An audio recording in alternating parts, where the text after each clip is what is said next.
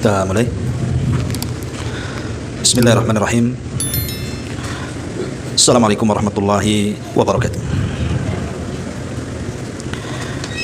Alhamdulillah wassalatu wassalamu ala Rasulillah wa ala alihi wa sahbihi wa mawala billahi wa ba'du. Alhamdulillah, di siang hari ini kembali bisa kita duduk untuk berthalabul ilmi, dan kita masih membahas tentang jawami'ul kalim, kalimat-kalimat singkat namun syarat dengan makna dari sabda-sabda Nabi sallallahu alaihi wasallam, diambil dari kitab yang sangat luar biasa, Bahjah Qulubil Abrar, karya Syekh Abdurrahman Ibn Nasir As-Sa'di rahimahullahu taala. Kita masuk pada poin yang ke-17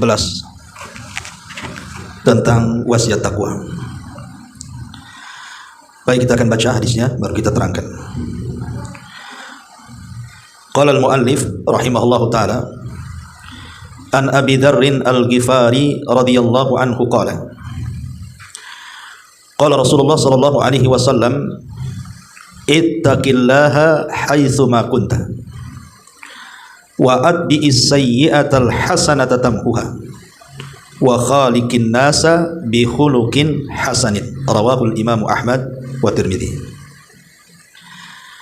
Dari sahabat Abi Dzarr Al-Ghifari radhiyallahu an, dia berkata, Nabi sallallahu alaihi wasallam bersabda, bertakwalah dimanapun kalian berada, iringilah perbuatan buruk dengan perbuatan baikmu, maka kebaikan itu akan menghapuskan keburukan itu, dan pergaulilah manusia dengan akhlak yang baik. Hadis ini termasuk dari Thulathiyatun Nabi. Hadis dari Thulathiyah itu artinya 3 perkara yang sangat penting, dan itu kebiasaan Nabi sallallahu alaihi wasallam. Apabila menyebutkan hal-hal yang penting, biasanya beliau selalu menyebut 3 kata. Salah satunya hadis Abi Dzarr Al-Ghifari di sini, termasuk Thulathiyatun Nabi sallallahu alaihi wasallam. Baik, kita akan bahas satu kalimat per kalimat. Ma'asyiral muslimat yang dimuliakan Allah Subhanahu wa taala. Hadis ini adalah hadis yang sangat agung sekali, karena hadis ini salah satu daripada wasiat takwa. Dan kita tahu bahwa takwa itu adalah wasiat para nabi. Sebut saja dalam surah Asy-Syu'ara ayat 106, Allah Subhanahu wa taala berfirman, "Idz qala lakum akhukum Nuhun ala tattaqun." Ingatlah ketika berkata saudara mereka Nuh alaihi salam kepada kaumnya, kenapa kalian tidak bertakwa? Kemudian di Asy-Syu'ara-nya juga sama, 124-nya Allah mengatakan, "Idz qala lakum akhukum Hudun ala tattaqun." Ketika berkata saudara mereka Nabi Allah Hud kepada kaumnya, kenapa kalian tidak bertakwa? Kemudian juga begitu juga dalam Asy-Syu'ara 142. Kemudian Asy-Syu'ara 161, kemudian Asy-Syu'ara ayat 177. Itu semua menjelaskan kepada kita seruan seluruh para nabi dan rasul selalu mewasiatkan takwa kepada umatnya. Dan itu yang dilakukan Nabi sallallahu alaihi wasallam. Jadi wasiat takwa ini juga selalu digaungkan oleh Nabi sallallahu alaihi wasallam kepada para sahabatnya. Terutama apabila Nabi sallallahu alaihi wasallam hendak memberangkatkan sebuah pasukan perang, maka Nabi sallallahu alaihi wasallam selalu mengingatkan pasukan untuk bertakwa, karena itu kunci kemenangan masalahnya. Dan itu disebutkan dalam riwayat Muslim dari hadis Buraidah radhiyallahu an, Nabi mengatakan, "Kana Rasul sallallahu alaihi wasallam idza ammara amiran ala jaishin aw sariyatin awsahu fi khassatihi bi taqwallahi wa man ma'hu minal muslimina khaira." Kata Buraidah, dia mengatakan Nabi itu kalau memimpin sebuah pasukan perang atau mengutus sebuah utusan khusus untuk berperang, maka Nabi sallallahu alaihi wasallam akan mewasiatkan secara khusus dengan takwa dan juga dengan kebaikan. Menunjukkan bahwa takwa ini penting, karena semua para nabi berwasiat dengan takwa.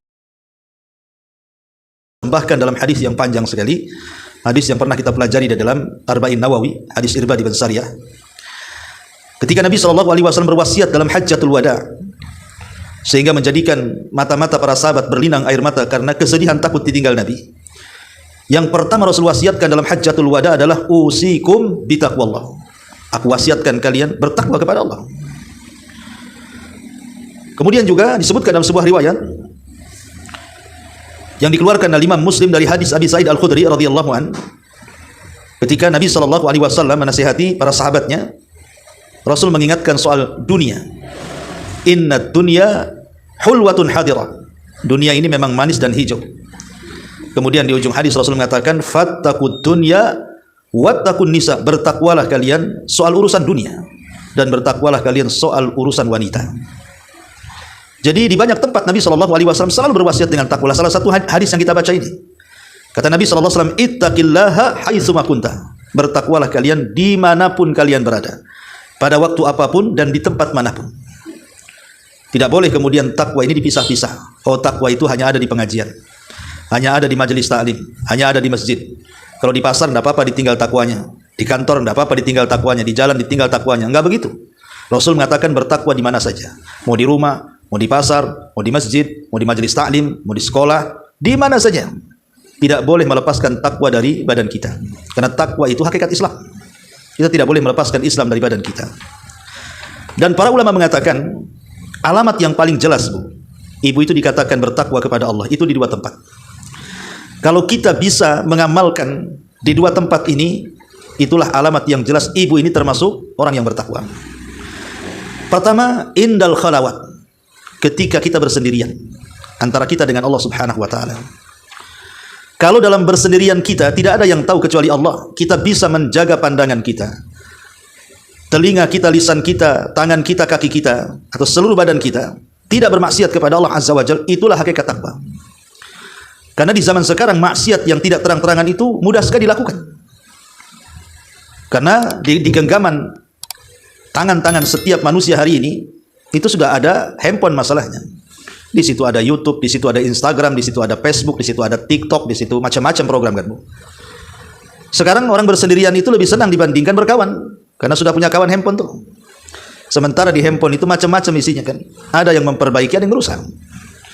Kalau dia sedang bersendirian dengan handphonenya, dia takut kepada Allah Subhanahu wa taala, pasti dia tidak mungkin membuka hal-hal yang diharamkan Allah Azza. Kemudian mendengar musik, menonton film-film yang tidak layak ditonton, melihat gambar-gambar yang tidak layak digambar, atau menulis berita-berita hoax, memfitnah orang lewat media dan begitu seterusnya. Karena dia takut kepada Allah. Jadi inilah kalau kita bisa dalam kesendirian kita betul-betul menjaga diri kita dengan hubungan kita dengan Allah Subhanahu wa taala, itulah sebenarnya nampak ciri-ciri alamat takwa di situ. Ini yang pertama. Yang kedua, ketika kita ditimpa musibah. Ketika kita ditimpa fitnah. Entah musibah itu mungkin penyakit yang ada pada badan kita.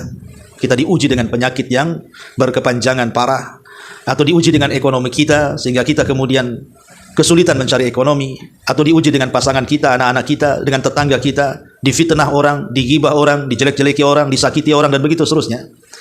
Kalau kita bisa bersabar dan terus mengharap pahala Allah Subhanahu wa taala dari kesabaran itu, maka itulah hakikat alamat takwa. Karena di sini ketakwaan kita diuji. Betapa banyak orang-orang yang ketika sakit dia putus asa. Betapa banyak orang-orang yang ketika diuji ekonominya dia putus asa. Akhirnya bunuh diri atau membunuh orang lain. Menyakiti diri atau menyakiti orang lain. Betapa banyak orang yang kemudian diuji dengan keluarganya, akhirnya bercerai-berai tidak karuan. Kalau orang kemudian bisa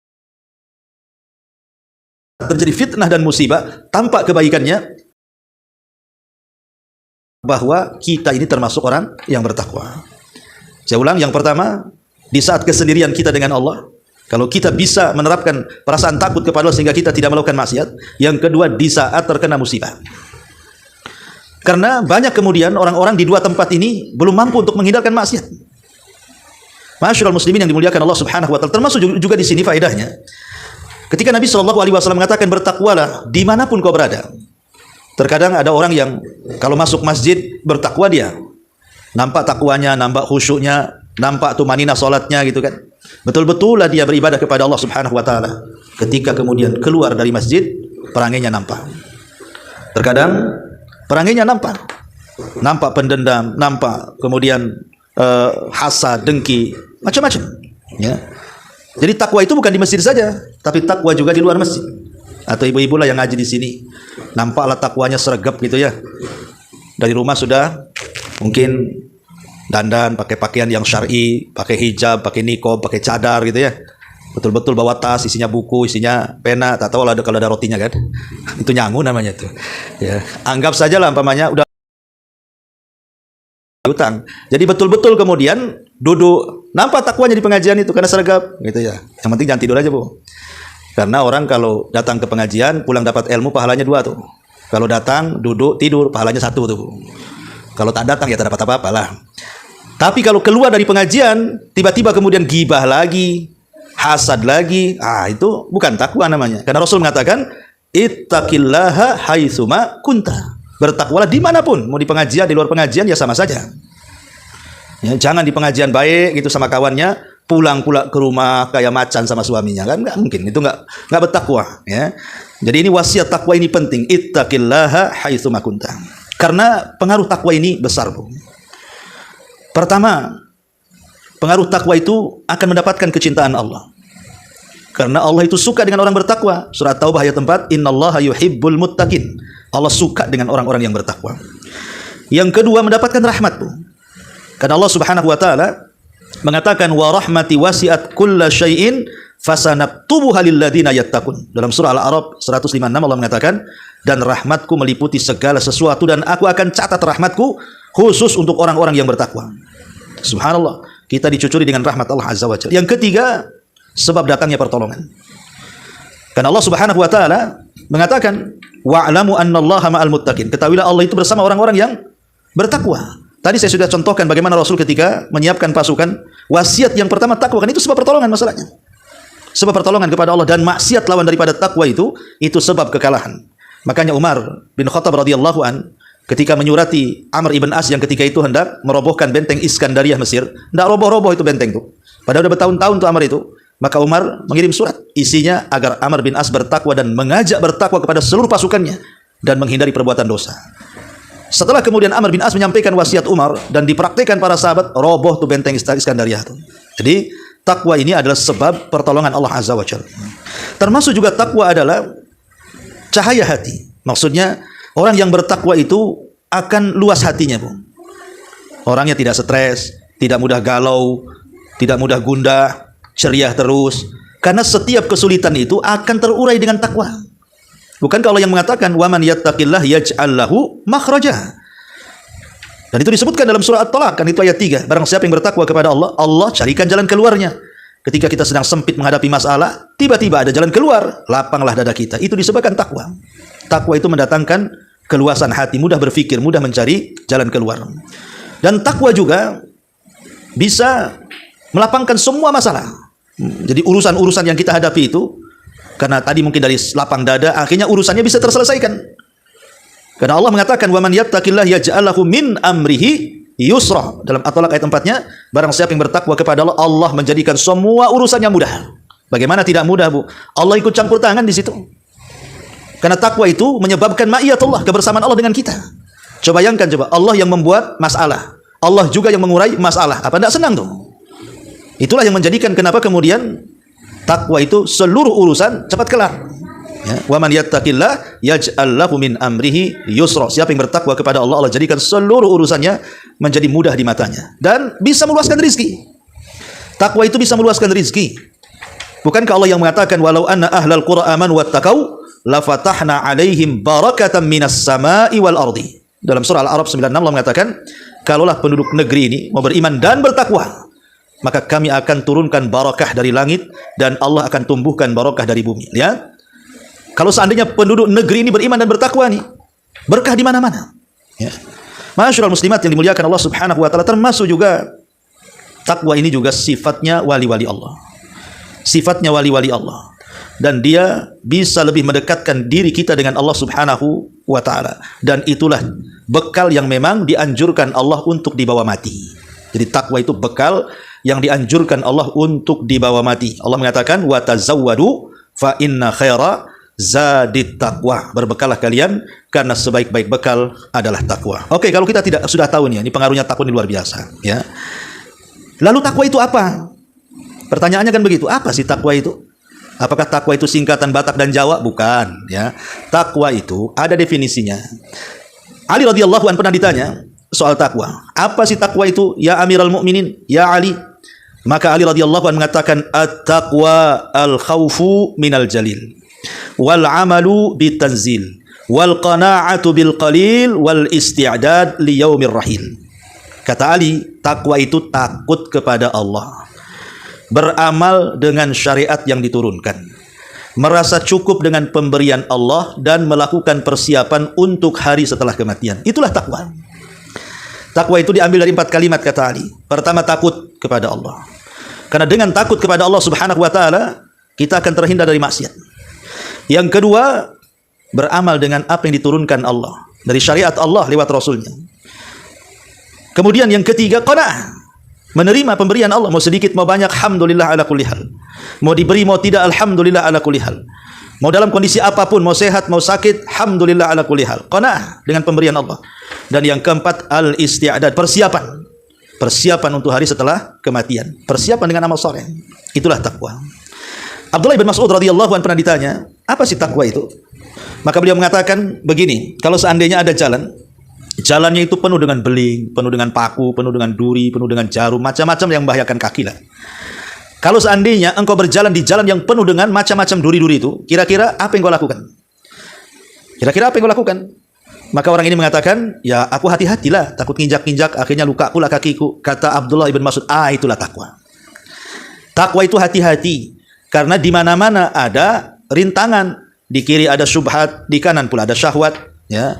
Macam-macam godaan-godaan setan, hawa nafsu itu. Kita hati-hati jangan sampai mengikuti godaan syahwat ataupun godaan syubhat. Ya.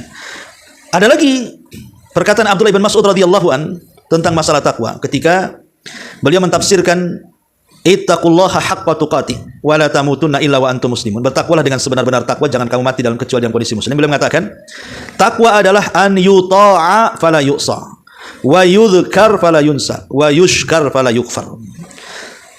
Jadi takwa itu Allah hendaklah ditaati, jangan dimaksiati. Hendaklah diingat, jangan dilupakan. Hendaklah disyukuri nikmatnya, jangan dikufuri. Jadi takwa itu taat kepada Allah, selalu berzikir kepada Allah, dan selalu bersyukur kepada Allah. Ini menurut Abdullah ibn Mas'ud radhiyallahu anhu. Talaq ibn Habib rahimahullahu taala juga mengatakan, at-taqwa an ta'mala bi ta'atillah ala nuri minallah tarju thawaballah wa an tatruka ma'siyatallah ala nuri minallah takhafu iqaballah. Takwa adalah engkau beramal dengan ketaatan kepada Allah atas bimbingan Allah dengan mengharap pahala dari Allah, atau engkau meninggalkan maksiat kepada Allah atas bimbingan juga dari Allah karena takut akan iqab Allah Subhanahu wa taala. Itulah takwa. Itulah takwa yang disebutkan oleh para ulama. Ma'asyiral muslimat yang dimuliakan Allah Subhanahu wa taala. Lalu apa sih alamatnya? Orang itu dikatakan takwa itu apa alamatnya? Ciri-cirinya seperti apa gitu kan. Ma'asyiral muslimat yang dimuliakan Allah Azza wa Jalla. Yang pertama, alamat orang yang bertakwa itu kalau dia bisa terlepas daripada kelalaian. Kalau dia bisa lepas dari kelalaian. Maksud lalai di sini lalai kepada Allah. Mungkin malas ngaji, malas hadir di majelis taklim, malas zikir, malas ibadah, itu kan kelalaian namanya. Kalau kita bisa lepas dari kelalaian itu, kita bisa lawan kemalasan-kemalasan itu, kita tidak malas lagi mengaji, tidak malas lagi baca Quran, tidak malas lagi berzikir, tidak malas lagi untuk beribadah. Itu ciri-ciri orang itu sudah mulai takwa. Ini yang pertama. Yang kedua, lisannya itu tidak pernah lepas dari zikir. Pokoknya mulai dari rumah sampai di sini, astagfirullahaladzim, la ilaha illallah, Allahu akbar, subhanallah, bihamdihi subhanallahil azim, atau Allahu akbar, walhamdulillah, wa la ilaha illallah, Allahu akbar. Terserah mau zikir apa saja. Kalau lisannya di mana saja senantiasa menyebut nama Allah Subhanahu wa taala, itu alamat takwa. Ya. Ataupun yang ketiga, dia mencintai Allah jauh dibandingkan mencintai yang lainnya. Dia mencintai Rasulullah jauh dibandingkan mencintai yang lainnya. Itu juga alamat takwa. Tapi kalau seandainya azan berkumandang, bersaut-saut dari masjid sana, masjid sini, musola sana, musola sini, sampai dari handphone pun keluar azan, tetap saja tidur, tetap saja sibuk dengan pekerjaan, tetap saja kemudian sibuk bekerja, sibuk dengan permainan, itu bukan takwa. Tapi ketika dengar suara azan, bergegas dia memenuhi panggilan itu, itu alamat takwa. Berarti dia lebih mencintai Allah dan Rasulnya dibandingkan yang lainnya. Kemudian yang keempat juga alamat takwa muraqabah, merasa diawasi. Ya, jadi sehingga kita ini hati-hati kalau melangkah. Ngapain saya ke rumah itu? Pasti gibah di situ, tak jadi. Jadi dia dibatasi muraqabah di situ ya. Ah, takut saya mah, nggak maulah ke situ. Saya tahu tuh orang-orang situ nggak beres tuh. Nah, jadi merasa diawasi. Dalam kesendirian merasa diawasi, dalam keramaian merasa diawasi. Ya, itu tanda-tanda orang itu tanpa takwanya. Termasuk juga dia mengetahui akibat maksiat, sehingga dia tidak maksiat. Nah, ini kalau saya minum mabok-mabokan, amulah kesehatan kena, dosa iya, neraka tambah gitu ya. Tahu akibatnya tuh. Oh, kalau saya berzina seperti ini, kalau saya judi seperti ini, kalau saya gibah seperti ini. Nah, kalau sudah dia memikirkan akibat maksiat, itulah alamat takwa tuh. Ya. Ataupun ibu menekan hawa nafsu. Mau ngomong yang jelek tak jadi, direm, ya. Mau nyakiti orang tak jadi, dilawan hawa nafsunya. Nah, itu juga alamat takwa, termasuk juga bisa mengalahkan makaidu syaitan. Jadi jerat-jerat tipu daya setan gitu ya. Nah, ini nggak beres nih. Ini perbuatan setan nih. Seperti mubazir, ibu udah nabung gitu ya, ngambil uang belanja, suami ngasih 1 juta sehari ya Bu ya. Enak kali. Ya, anggaplah 1 juta sehari kalau suaminya kaya. Jadi 500 tuh belanja, 500 ditabungkan. Udah kepikir tuh, nanti kalau udah sekian ratus juta aku mau shopping sendiri gitu ya. Ketika mau melangkah tak jadi, nggak boleh lah, menghambur-hamburkan duit itu kan tabdir. Tabdir itu kawannya setan, tak jadi. Nah, jadi dia melawan makaidu syaitan namanya. Tipu daya dari tipu daya syaitan. Nah, itu juga termasuk sifat-sifat takwa, termasuk juga mudah memaafkan. Mudah memaafkan. Karena Allah mengatakan wa anta'fu aqrab littaqwa. Ketika engkau bisa memaafkan kesalahan orang, maka itu lebih dekat kepada ketakwaan. Termasuk juga dia mengucapkan kalimat-kalimat jujur, tidak berdusta, ya. Itu juga salah satu takwa, ataupun juga mensyiarkan syiar-syiar Allah. Syiar-syiar Allah, umpamanya ibu pakai jilbab, itu kan termasuk syiar, pakaian syar'i itu termasuk syiar namanya. Ya. Ataupun umpamanya Idul Fitri nampak gitu ya, rame ke sana kemari silaturahim, itu syiar, kita menampakkan syiar-syiar Allah. Maka itu juga salah satu termasuk orang yang bertakwa. Wa man yu'adzim sya'airallah fa innaha min taqwal qulub. Siapa yang mensyiarkan syiar-syiar Allah itu bagian daripada ketakwaan hati, dan banyak lagi ini sebagiannya. Intinya bahwa takwa itu secara global menjalankan perintah dan menjauhi larangan Allah Subhanahu wa taala. Ini yang pertama. Kemudian yang kedua, Nabi SAW mengatakan wa'at bi'is sayyi'atal hasanata tamhuha. Wa'at bi'is sayyi'atal hasanata tamhuha. Ikutilah perbuatan burukmu dengan perbuatan baik. Karena perbuatan baik itu akan menghapuskan perbuatan buruk. Ada sebagian para ulama mengatakan maksudnya perbuatan baik yang bisa menghapuskan perbuatan buruk itu adalah yang sama-sama keburukan dan kebaikannya. Artinya kalau keburukannya dilakukan oleh lisan, maka lakukan kebaikan juga dengan lisan. Kalau keburukannya dilakukan dengan perbuatan, maka lakukan juga kebaikan dengan perbuatan. Contoh, umpamanya ibu anggap saja suka ghibah, itu kan lisan tuh. Itu kan sebuah perbuatan buruk namanya, dengan lisannya. Ngomongin orang atau suka mencela, naudzubillah, atau suka melaknat, suka mencaci, suka memaki. Pokoknya dosa-dosa lisan. Maka kebaikan yang bisa menutupi dosa lisan adalah dengan kebaikan lisan lagi. Ya dengan cara apa? Istighfar, kemudian berzikir, kemudian meminta maaf kepada yang digibahinya kalau itu gibah, kemudian memuji orang yang digibahinya yang tadinya menjelek-jelekan sekarang dipujinya. Kan itu Bu ya. Jadi seperti itu. Kalau kita gibah berarti kita harus mengganti dengan kebaikan yang sama dengan lisan kita. Atau kalau mamanya telinga mendengarkan musik, ya, atau mendengarkan, ibu nggak gibah tapi telinga ibu kok senang dengar orang gibah tuh. Ya mulutnya, tapi telinganya yang berisik gitu ya. Ataupun suka dengar lagu, musik dan begitu seterusnya, maka perbuatan baiknya apa? Dengerin Al-Qur'an, dengerin murotal, dengerin ceramah, kan begitu Bu ya. Nah, seperti itu. Atau kalau dalam bentuk perbuatan anak muda belum kawin, ya, dia berzina, terjerumus kepada zina. Ya kebaikannya cepat kawin kan begitu, supaya halal, supaya keburukannya tertimpa dengan kebaikannya. Atau umpamanya orang yang contoh saja melakukan riba umpamanya kan. Orang melakukan riba, itu kan dosa riba itu. Nah, gimana kebaikannya? Ya kalau dia melakukan riba, pertama dia buang uang ribanya, kemudian bersedekah.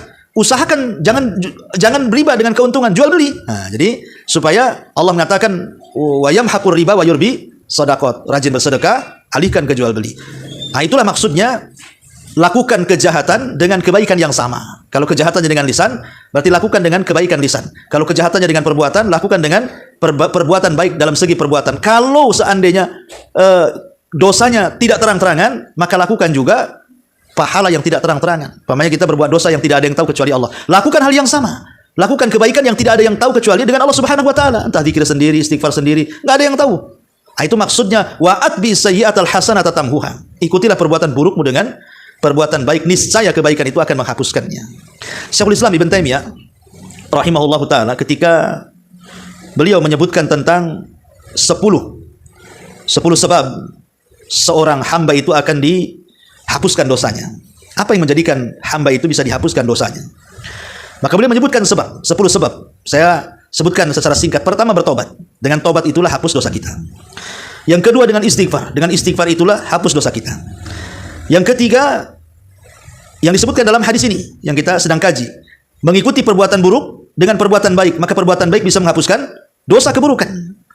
Kemudian yang keempat, doa orang-orang yang beriman dalam sholat jenazah ketika kita meninggal. Kemudian saudara-saudara kita yang menyolatkan, mendoakan kita, maka itu juga penyebab dosa-dosa kita akan diampuni. Termasuk yang kelima, amalan kita sebelum meninggal. Namanya kita ini wakaf, sedekah. Ketika kita meninggal mengalir, ya amalan-amalan itu ke kuburan kita. Itu diantara sebab kita akan diampuni dosa-dosa kita. Termasuk juga yang nomor 6, syafaat Nabi. Itu juga bisa menghilangkan dosa-dosa kita. Termasuk yang ketujuh, musibah. Musibah yang menimpa kita kalau kita sabar, kemudian mengharap pahala Allah, itu juga bisa menghapuskan dosa-dosa kita. Kemudian yang nomor 8, seseorang merasa takut dengan kondisi hari kiamat. Jadi dari dunia itu sudah terpikir nih tentang kiamat ini, tentang kondisi setelah kematian, tentang kondisi dibangkitkan, sehingga timbul rasa takutnya. Itu juga bisa menggugurkan dosa, kata Ibnu Taimiyah. Termasuk juga apa yang terjadi dalam kubur, dari fitnah kubur. Kalau kita bisa menjawab, maka kita akan terhindar dari adab-adab yang Allah akan berikan kepada kita. Dan yang terakhir tentu kembali kepada rahmat Allah. Tapi di sini yang ingin saya jelaskan adalah salah satu poin dari Syekhul Islam Ibn Taimiyah dari 10 poin ini adalah mengikuti perbuatan yang jahat dengan kebaikan. Itu diantara syarat dari syarat-syarat tobat. Jadi syarat tobat itu kan selain daripada menyesal, kemudian berjanji tidak mengulang, gitu ya. Kemudian juga berusaha untuk meninggalkan yang maksiat yang dilakukan. Lah, yang keempat adalah dengan cara mengikuti perbuatan jelek dengan kebaikan, perbuatan dosa dengan kebaikan. Itulah diantara syurut tobat namanya, syarat-syarat tobat. Ya, karena dulu ada seorang laki-laki di zaman Nabi, anak muda bu, di zaman Nabi itu, dia berkhalwat dengan seorang wanita, Ingat, dosa kecil di mata para sahabat itu besar. Kalau dosa besar di mata kita jadi kecil pula. Itulah bedanya ya. Kalau dosa kecil di mata para sahabat itu dianggap besar. Tetapi kalau dosa besar bagi kita pula dianggap kecil, diremehkan malah. Ya. Jadi ada anak muda ini berkhalwat dengan seorang wanita. Dia tidak berzina, ya mungkin pegang-pegang gitu saja. Tapi dia merasa bersalah, datang kepada Nabi. Ya Rasulullah, inni fa'altu dzamban 'azim. Aku sudah melakukan dosa besar, katanya. Padahal itu dosa kecil kan, berkhalwat itu. Tetapi Rasul tidak menjawab dan mengatakan, apakah tadi kamu salat asar berjamaah bersamaku, kata Rasul. Hal shallaital asra jama'atan ma'i, kata Rasul, apakah engkau tadi salat asar berjamaah bersamaku, kata Rasul. Sahabat ini mengatakan, iya. Maka Rasul mengatakan, idhab faqad ghafarallahu lak. Pergi, Allah sudah mengampuni dosa-dosa. Kemudian Rasul membacakan, innal hasanat yudhibnas sayyi'at. Bukankah Allah bisa menghapuskan keburukan yang disertakan dengan kebaikan? Sesungguhnya yang baik-baik itu bisa menghapuskan yang jelek-jelek. Itu contohnya bahwa pokoknya kalau bisa setiap hari itu kita berbuat baiklah bu. Namanya saya, ibu, siapapun lah, itu tidak lepas dari dosa bu. Siapa yang lepas dari dosa? Nggak ada. Ya, nggak ada orang lepas dari dosa itu. Dikiranya dosa itu kalau maling, kalau nyolong, kalau korupsi, kalau zina, kalau khamar. Tidak, mata kita lo memandang yang haram, memandang aurat juga dosa. Telinga kita asik mendengarkan gibah juga dosa. Hati kita lo hendak berbuat jahat walaupun tak jadi juga tak baik, itu juga bagian dari dosa. Kadang-kadang baru melangkahkan untuk gibah, belum gibah saja sudah dosa. Jadi setiap hari pasti kita berbuat dosa. Tak mungkin lah nggak berbuat dosa kita ini. Tetapi Rasul berikan solusi. Kalau bisa, sebagaimana kita tidak lepas daripada dosa, minimalnya setiap hari kita juga berbuat baik. Entah zikir, entah istighfar, entah baca Quran, entah silaturahim, entah macam-macam kan ibadah itu banyak.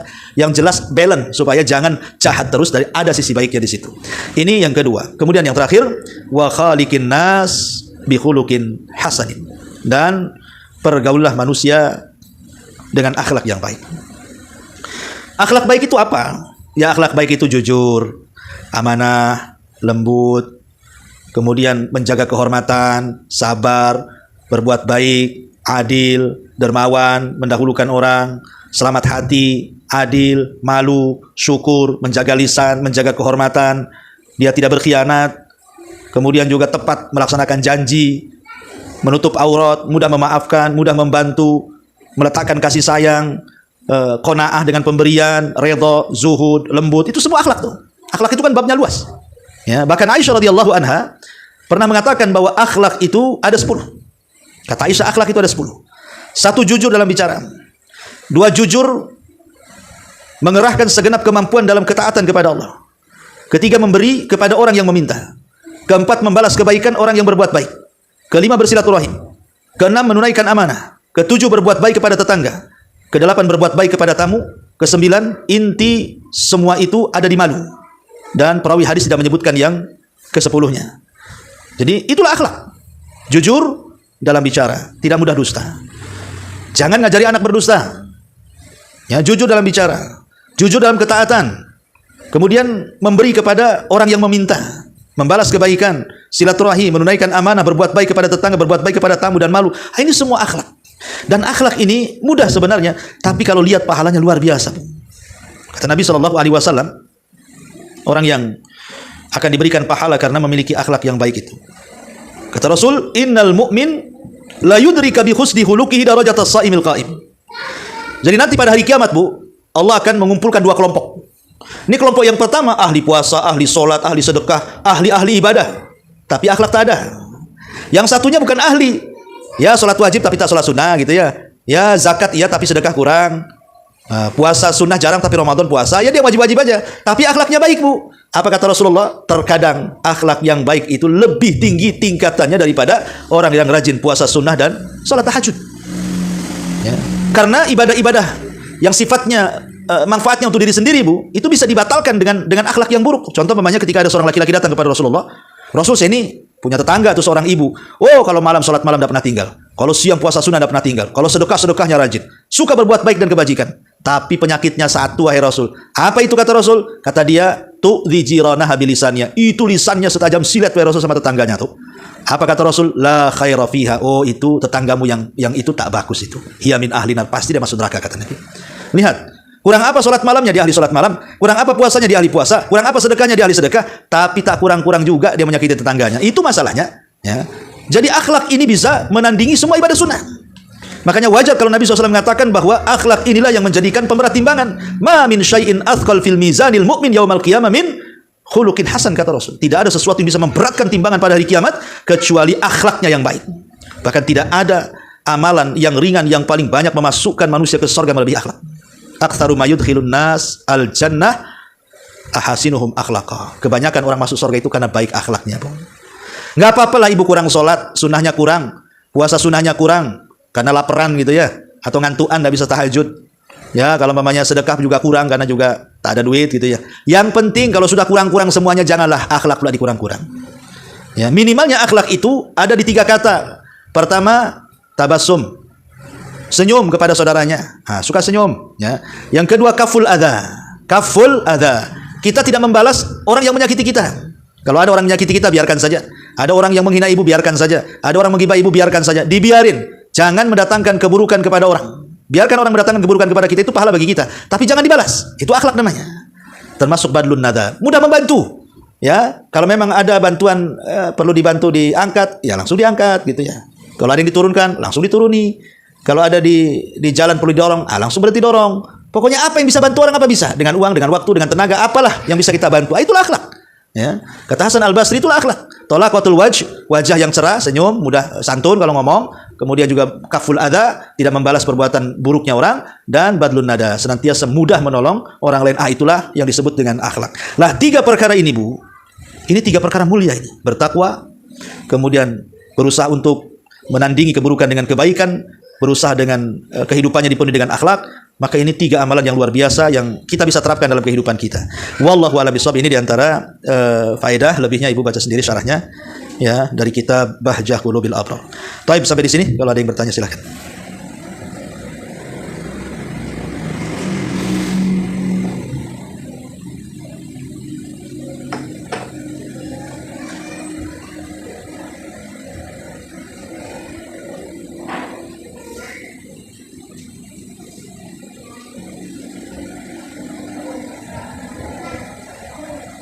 Nggak ada ya? Oke, kalau nggak ada, kita tutup. Subhanakallahumma bihamdika, asyhadu an la ilaha illa anta, astaghfiruka wa atubu ilaik. Allahu taala alam. Assalamualaikum warahmatullahi wabarakatuh.